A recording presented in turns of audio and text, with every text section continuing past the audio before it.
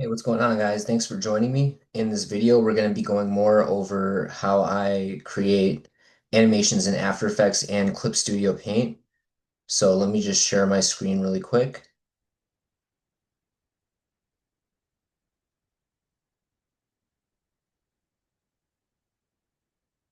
Okay, now you can see my screen.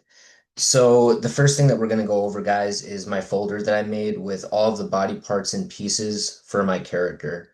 Let's go ahead and start with the mouth so we can break that down. As you can see here, I have different mouth shapes that I drew, and I drew them on separate layers. That's just a smile. And then for the eyes, it's the same thing. I basically drew the eyes in three different ways, and I put them on separate layers. So I have three different eye variations, and then I have her irises separate so I can make them spin separately. These are the building lights that I use for my animation that we're going to be looking at. This is the UFO effects on separate layers. And this is like the UFO. I based this off of a free design I found online and then I modified it and I kind of like made it like my own in a way. So that's basically how I make that. And that's how I recommend you guys make stuff like this too. If you know, using reference isn't necessarily a bad thing. You just got to change it up a little bit and kind of make the design your own, I guess, change up the colors at least too. So let's go ahead and go into After Effects and we're gonna make a new composition.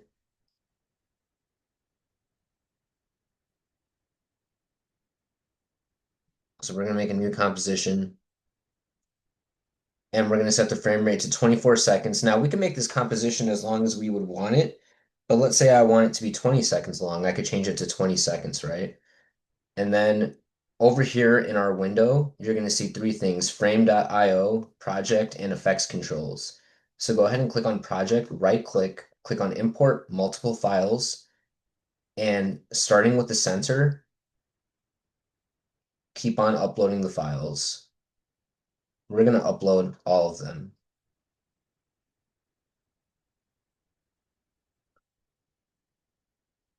Oops, I forgot to just hit the import button. Uh, face. And you know what? Before we go any further, I want to show you how I drew the face. Do you see how when I was redrawing it that I drew like all the way like around so that way when the hair goes on top, like you can still like see her skin, you know? That's why I drew the face like that. But let's keep on importing files. Got her feet, um, hair.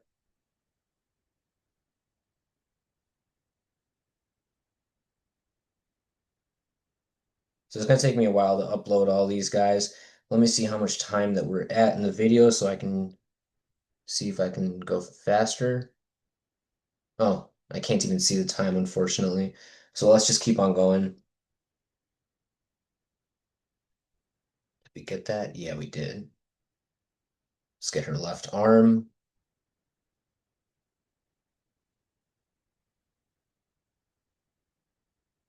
lower leg, lower legs, I should say.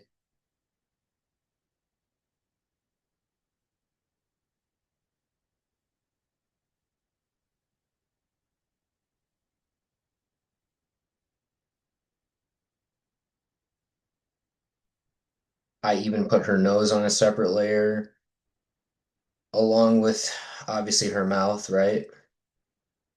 You know, we got to put those on separate layers. And we got the upper leg. So we got everything imported now.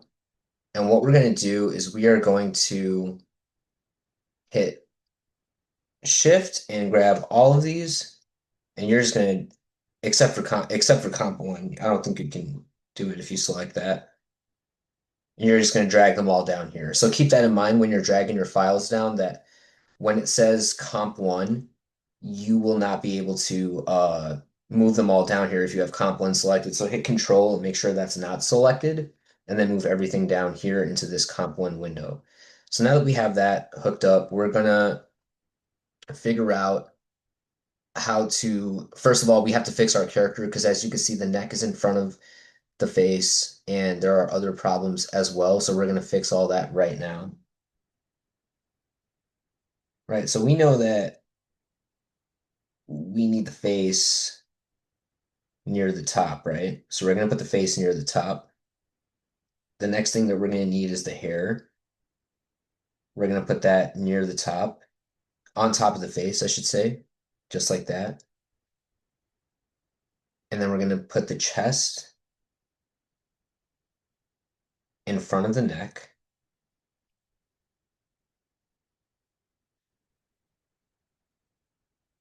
just like that. And before we go any further, let's go ahead and modify the upper legs so that that way they're like aligned. Now let's do the lower legs.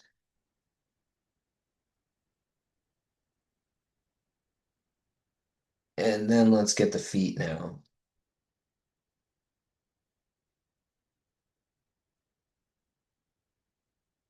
The next thing we're going to need to do is put our eyes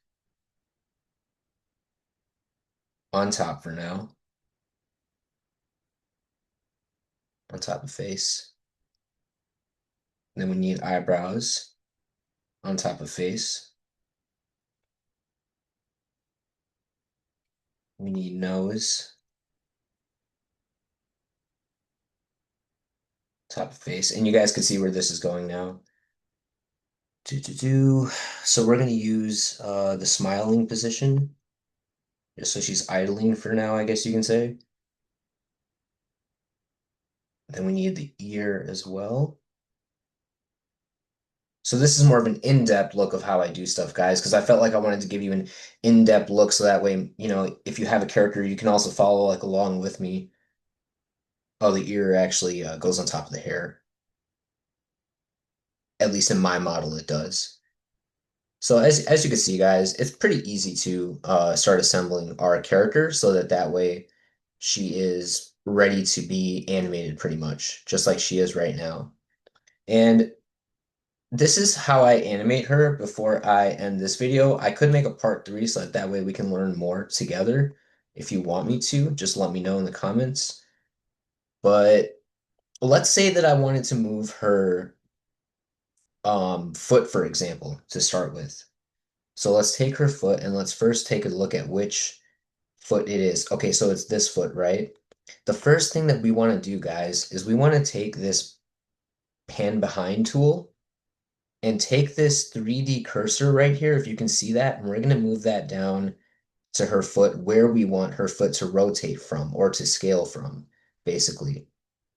And then the next thing that we're going to do is let's try rotating a bit just to see what kind of effect that we get. Okay, so you can move it just like a little bit like that. I don't know if, no, it won't let you rotate it in Z because this is a 2D program. So for the most part, at least in my model, what I like to do is I like to just move the position of it. But you still want to move this 3D cursor using the pan behind tool because this way you can rotate it properly when it comes to other body parts. So let's go ahead and move this foot here and let's see if we can't take that lower leg. Oh, I forgot to tell you something. Hit the position button right here and then move this keyframe to like 3 seconds. And then with this slider at 0 seconds, take this foot and put it back where we got it from. So that that way, when you play the animation, you can see that it is now moving. And that's how that works. So then let's take the lower leg. I think it's this one. No, it's the other one. Let's take the lower leg. We're going to use the pan behind tool to take this 3D cursor and we're going to rotate it at the joint like that in between those two spaces. And then open it up, go to rotation and hit the clock. And we're going to go to 0 seconds.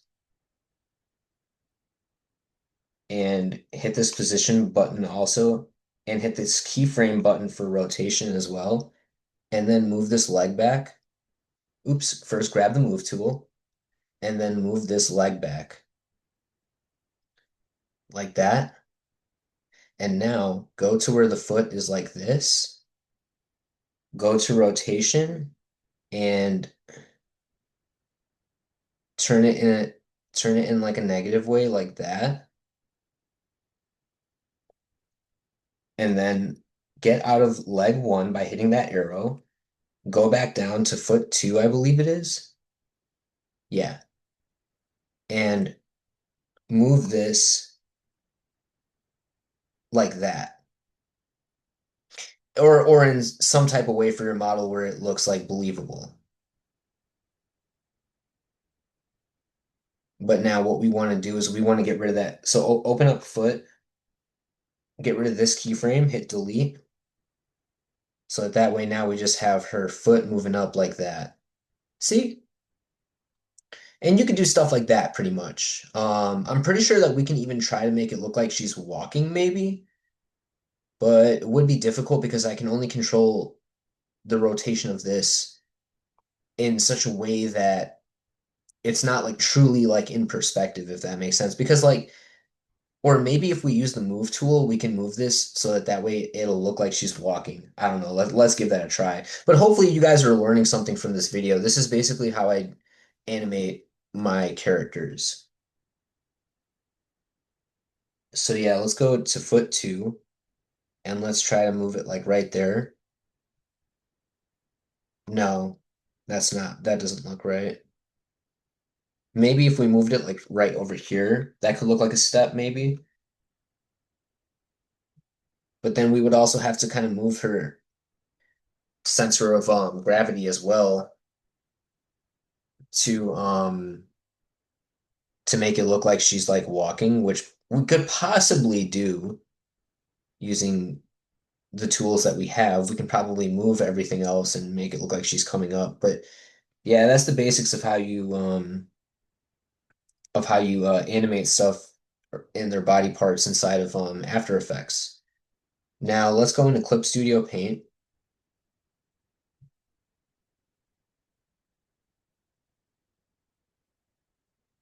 Go to File, New. Go to Animation and hit the OK button. In Clip Studio Paint, basically how you use this is that automatically, if you go down here to what we call the timeline, if your timeline is not visible, you would go up here to the window button and then you would go to timeline. You can also hit X and that'll bring the timeline up.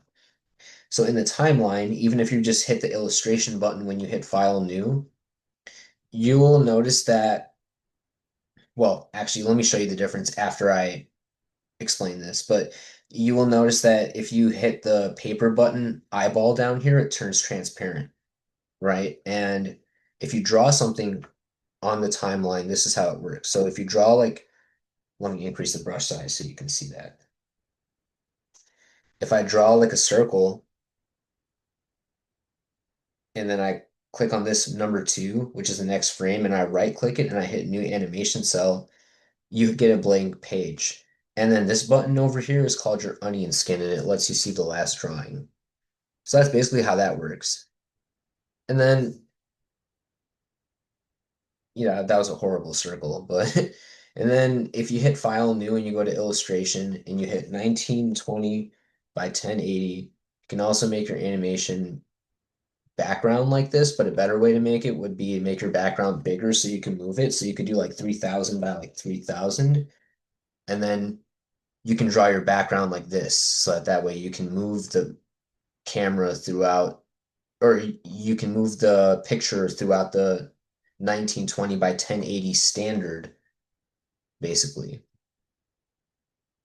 So that's what you should do if you make a background. Always make it bigger than 1920 by 1080, which is the standard for the animation background. But yeah, and then when you're done drawing your picture, you could just go to that frame, turn off paper.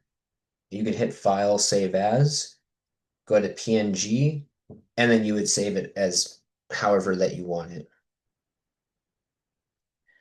But yeah, hopefully you guys learned something watching this video. And that was my main purpose of making this, so that way you can learn how it works in After Effects and all that. No, actually, before I end the video, let's also go over rendering. So if you go to Export, add to Adobe Media Encoder in Q, and select that, it'll load this up.